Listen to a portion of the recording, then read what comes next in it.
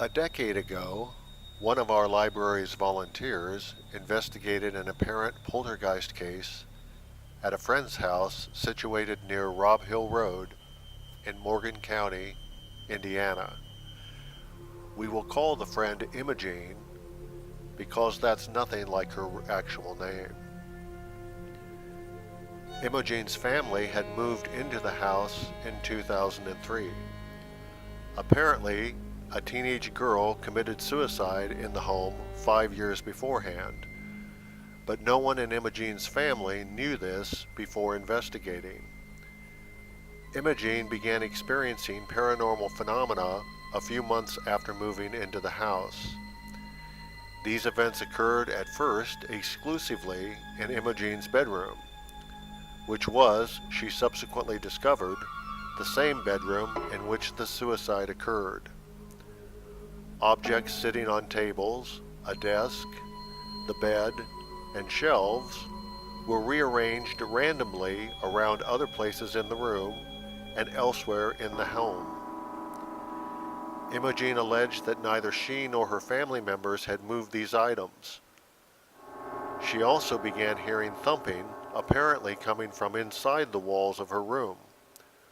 Her parents found no structural causes of this noise, and nobody at the home claimed responsibility for the sounds. One of Imogene's acquaintances suggested the use of a Ouija board to attempt communication with a disembodied spirit, assuming one existed and was causing the phenomena. A paranormal investigator was retained, and Ouija board sessions began. At first, the planchette spelled out nonsensical words, but fairly soon, intelligible messages began to appear. Purportedly, the teenage girl who committed suicide was communicating. Her suicide was later independently established by talking with neighbors. She called herself Emily and claimed to be an earthbound spirit living inside one of Imogene's dolls, sitting on a shelf in her bedroom. Numerous personal details were mentioned in the messages, some of which were independently confirmed by neighbors who had known Emily, but which were unknown to anyone investigating. Occasionally, Emily, or whatever, if anything, was communicating, became irritated or abusive in her messages, and so sessions would usually end. Once, Imogene turned the doll in which the spirit supposedly resided to face the wall as a punishment for nasty comments.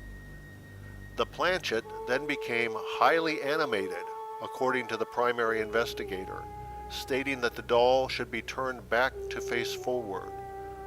Objects then began to propel themselves from the shelves, desk, and tables. Some struck participants without injury. Certainly, something strange was occurring in Imogene's house. The alleged communications continued for several months, and then abruptly ceased. Whatever the true explanation, it was quite an unusual experience for those involved. It certainly added to the local ghostly folklore of Morgan County.